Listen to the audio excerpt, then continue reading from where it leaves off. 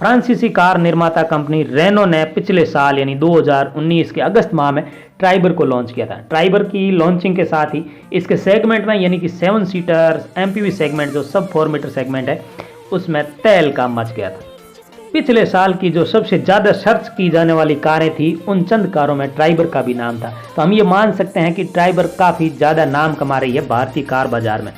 आप यदि YouTube पर या अन्य प्लेटफॉर्म्स पर ट्राइबर को लेकर के वीडियो वगैरह देखेंगे तो उसकी प्रशंसा में अनेकों वीडियो आपको मिल जाएंगे। लेकिन साथियों, आज का ये वीडियो कुछ अलग होने वाला है, क्योंकि आज हम ट्राइबर की खिंचाई करने वाले हैं। हाँ, मतलब ट्राइबर की कमियां बताने वाले हैं। लेकिन इससे पहले मैं आपको क्लियर कर दूं कि इस वीडियो के पीछे हमारा उद्देश्य कहीं भी ट्राइबर को कम दिखाना या उसकी प्रसिद्धि में कुछ गड़बड़ करना नहीं है। इसलिए हम जो सच है वो सच कहेंगे, सच के सिवा कुछ नहीं कहेंगे। तो नमस्कार प्यारे मित्रों, यदि आपने अभी तक इस चैनल को सब्सक्राइब नहीं किया तो भाई इसे सब्सक्राइब अवश्य करें और घंटी के बटन को भी दबा दें ताकि ट्राइबर और अन्य कारों से जुड़ी हुई जानकारी आपको मिल सके। तो आज की इस वीडियो में हम ट्राइबर की 5 कमियां आपके सामने रखेंगे। क्या कहा, 5 नहीं 10। चलिए ना आपकी न मेरी, आज की इस वीडियो में हम 7 कमियां आपके सामने रखेंगे। ट्राइबर की 7 कमियां या ट्राइबर के सामने जो 7 बाधाएं खड़ी है उसके बारे में चर्चा करेंगे। आशा है ये वीडियो आपको पसंद आएगा। बिना स्किप किए हुए यदि इस वीडियो को आप पूरा देख लेते हैं तो ट्राइबर की जो कमियां हैं वो आप इस एक ही वीडियो में आराम से जान सकते हैं। खैर, पहली कमी की बात करें तो वो है सबसे ज़्यादा कमी इसके इंजन की। जी हाँ दोस्तों, इसका इंजन अंडर पावर है। बिल्कुल, आप सोचिए इस गाड़ी का वेट कितना है, 950 केजी के आसपास है। अच्छा, ये गाड़ी 7 सीटर है, मतलब 7 लोग यदि बैठते हैं तो 420 या 450 के आसपास तो लोगों का वेट हो जाएगा और कुछ 40-50 केजी सामान का माल है, यानी कि लगभग 1400 से 1500 केजी वेट लेके चलना पड़ेगा एक इंजन को। भाई 1.0 लीटर का इंजन 1000 केजी तक तो आराम से ले चलता है, लेकिन 1100-1200 तक होता है तो चलो कॉम्प्रोमाइज़ कर लेते हैं। लेकिन 1500 केजी का वेट 1.0 लीटर पेट्रोल इंजन के लिए काफ़ी चुनौतीपूर्ण काम है और यही हो रहा है ट्राइबर में। ट्राइबर का 1.0 लीटर इंजन 96 Nm का टॉर्क जनरेट करता है, जबकि 71 bhp का पावर जनरेट करता है। ये एंट्री लेवल सेगमेंट की जो कारें हैं वो भी 67 bhp के आसपास पावर जनरेट करती है, जो 0.8 लीटर या फिर 1.0 लीटर के इंजन होते हैं। तो यहाँ हम देखने वाले हैं कि जो 7 सीटर गाड़ी है जिसका खुद का वेट काफ़ी ज़्यादा है, वो गाड़ी सिर्फ 71 bhp का पावर जनरेट कर रही है। ऐसा कैसे चलेगा?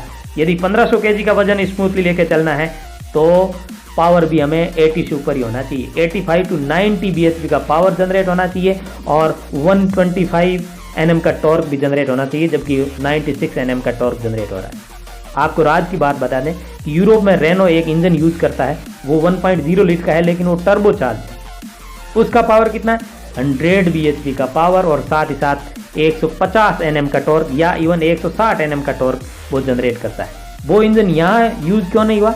बात तो समझने वाली है और समझ भी सकते हैं, इस पर भी चर्चा करेंगे क्यों नहीं हुआ। लेकिन यदि वो इंजन यहाँ आ जाता है या हम सीधा सीधा कहें कि टर्बो चार्ज इंजन यदि मिल जाता है ट्राइबर को, तो ट्राइबर की एक बहुत बड़ी खामी दूर हो सकती है। तो लब बोलूँ आप ये कि इंजन के लेकर के जो प्रॉब्लम चल रही है ट्राइबर के साथ में, उसके 2 सॉल्यूशन हो सकते हैं। 1.0 लीटर का टर्बो चार्ज इंजन लगा दो या फिर 1.3 लीटर का इंजन लगाइए जो चल रहा है डस्टर में, या फिर 1.5 लीटर का इंजन लगाइए जो शानदार पावर जनरेट करेगा और ये बहुत बड़ी समस्या खत्म हो जाएगी। अब बात करते हैं इंजन में ये क्यों नहीं हो रहा है, टर्बो चार्ज इंजन क्यों नहीं लगा है। साथियों, रेनो अपेक्षाकृत कुछ ही गाड़ियां भारत में बेच रही है और यही कारण है कि रेनो भारत में ज़्यादा से ज़्यादा अपना बेस बनाना चाह रही है।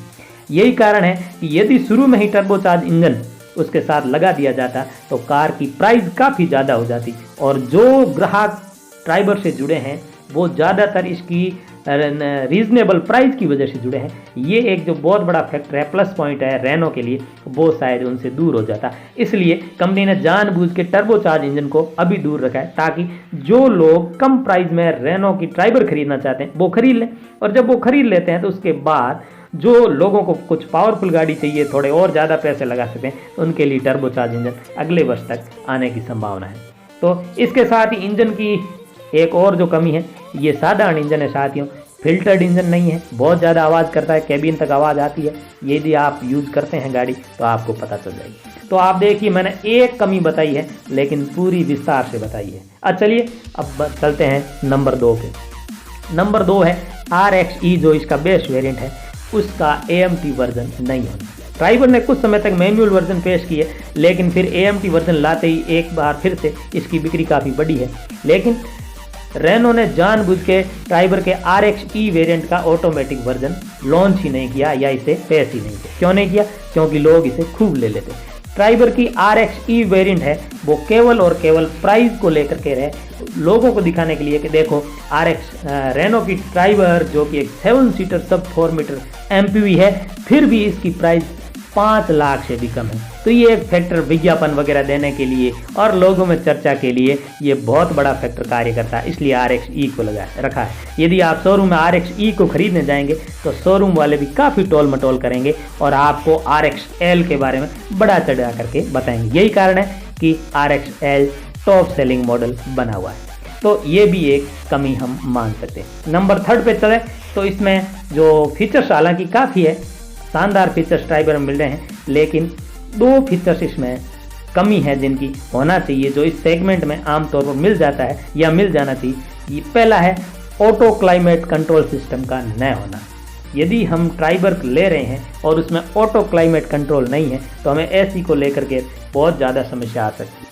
यदि ट्राइबर में ऑटो क्लाइमेट कंट्रोल दिया होता तो AC को ऑन ऑफ करना, यानी कि कंट्रोल को क्लाइमेट को कंट्रोल करने के लिए, एडजस्ट करने के लिए हमें कोई ज़्यादा हाथ पैर नहीं मारने पड़ते। लेकिन ये सिस्टम नहीं होने की वजह से ये मैन्युअली हमें ध्यान रखना पड़ता है, कब AC बंद करना है, कब चालू करना है, कब कौन से वॉल्यूम पे चलाना है, ये सब हमें करना पड़ेगा। वीडियो शुरू किया था तब मैं ये सोच रहा था कि 5 मिनट में आपको सभी बातें बता दूंगा, लेकिन अब काफ़ी ज़्यादा समय हो रहा है, इसलिए मैं जल्दी नंबर 4 पे चलता हूँ। चौथी जो कमी है वो इसकी जो सीट है, ड्राइविंग सीट मान के चले हम, उसकी जो हाइट एडजस्टमेंट है वो नहीं हो पाता है। ये भी एक बहुत बड़ी कमजोरी है। लॉन्ग ड्राइव पे जा रहे हैं आप, आपकी कद काठी कैसी है ये निर्भर करता है आपके ऊपर, न कि ट्राइबर के ऊपर, लेकिन ट्राइबर इसके लिए आपको कोई ऑप्शन नहीं देता है। देखिए साथियों, ट्राइबर की प्राइस को कम रखने के लिए कंपनी को क्या क्या समझौते करने पड़े, कॉम्प्रोमाइज़ करना पड़ा। 5वें नंबर की कमी पर चलें तो आप जानते हैं यह CMF प्लेटफॉर्म पर बनी हुई है, जिस पर क्विड भी बनी हुई है। और आपको बता दें कि CMF जो प्लेटफॉर्म है उस पर बनी हुई कारों को काफ़ी कमज़ोर माना जाता है और क्विड को उन कमज़ोर कारों में भी अंतिम पंक्ति की कारों में माना जाता है। तो ये एक हम मान के चलें कि लॉन्ग लाइफ या 15 साल के लिए हम यदि कार खरीद रहे हैं तो ड्राइवर की लॉन्ग लाइफ की कोई गारंटी नहीं है। ये कभी भी खड़ भड़ की आवाज़ के साथ आपको निराश कर सकती है और यही कारण है कि इसकी रीसेल वैल्यू काफ़ी कम मिलने वाली है आपको। यदि आप चाहते हैं कि आप 5-7 साल ड्राइवर का यूज़ करके फिर अच्छे पैसों में वापस किसी को दे देंगे, तो यदि आप स्विफ्ट या अर्टिगा या बलेनो ले रहे हैं तो उसकी रीसेल वैल्यू और ट्राइबर की रीसेल वैल्यू में कम से कम 1 से 1.5 लाख का फ़र्क रह सकता है 5 से 7 साल के बाद में। तो ये भी आप यदि देख के चलें कि आपको बाद में इसके साथ कैसा व्यवहार करना है, ट्राइबर के साथ जैसा ट्राइबर ने आपके साथ किया वैसा ही करना है या आप कुछ नया करने वाले हैं, तो ये आपको ध्यान रखना होगा कि रीसेल वैल्यू काफ़ी कम मिलती है। साथ ही साथ इसमें एक पॉइंट और ऐड कर दें कि यदि आपको मनपसंद एसेसरीज चाहिए उसके लिए भी आपको काफ़ी भटकना पड़ता है। काफ़ी चीज़ें हैं, क्योंकि ट्राइबर अभी न्यूली लॉन्च्ड है, इसलिए ज़्यादातर एसेसरीज तो मिल जाती है, लेकिन काफ़ी एसेसरीज अभी भी ऐसी है जो बाज़ार में उपलब्ध नहीं है, हमें नहीं मिल पाती है। खैर, अब अंतिम पॉइंट यानी कि 7वें पॉइंट पे चलें तो वो है इसकी अपेक्षाकृत कमज़ोर बिल्ड क्वालिटी। जी हाँ दोस्तों, बिल्ड क्वालिटी को लेकर के भी रेनो ने थोड़ा समझौता किया है और ट्राइबर को सस्ता रखने के चक्कर में उसमें भी थोड़ी बहुत कॉम्प्रोमाइज़ उसको करनी पड़ी। खैर, ये वो कमियां थी जो मुझे महसूस हुई और मैं आपको एक बार फिर से बता दूं कि इसके पीछे मेरा उद्देश्य कहीं भी ट्राइबर को कमतर आंकना नहीं है और आपकी जानकारी लिए बता दूं कि मैं खुद एक ट्राइबर का ऑनर हूं। खैर, ये बातें तो होगी अपनी, लेकिन यदि आपको और इन गाड़ी में, माफ़ करें, इस गाड़ी में ट्राइबर में कुछ कमियां महसूस हो रही हो, जो आपको महसूस हो रही है, आपने महसूस किया उन कमियों को, तो आप वो कमेंट बॉक्स में अवश्य लिखें। साथ ही साथ इस प्रकार के वीडियो में कैसे सुधार किया जा सकता है, और यदि आपके पास आइडियाज़ हो तो वो भी आप कमेंट में शेयर करें। आने वाले वीडियो में आपके नाम के साथ उसको बताया जाएगा और उसके ऊपर काम किया जाएगा। आशा है यह जानकारी आपको अच्छी लगी होगी। ट्राइबर से जुड़ी हुई जो भी जानकारियां हैं, चाहे वो माइलेज को लेकर के हैं या इंजन को लेकर के हैं या जितनी भी दूसरी जानकारियां हैं, वो आपको इस चैनल पर मिल जाएगी। बहुत सारे वीडियो यहाँ पर बने हुए हैं, वो भी आप देख सकते हैं। आप इस वीडियो को देखते हुए यहाँ तक आए, बिना स्किप किए इस वीडियो को देखा, इसके लिए भी एक बार पुनः मैं आपका साधुवाद कहूँगा और साथ ही साथ वीडियो के अंत में एक बार पुनः निवेदन करूँगा, यदि अभी तक आपने इस चैनल को सब्सक्राइब नहीं किया है तो भाई एक क्लिक तो बनता है। आपके वीडियो के नीचे जो लाल सही से लिखा हुआ सब्सक्राइब का बटन है उसे अवश्य दबाएं। आप सबका दिन शुभ हो। Thank you.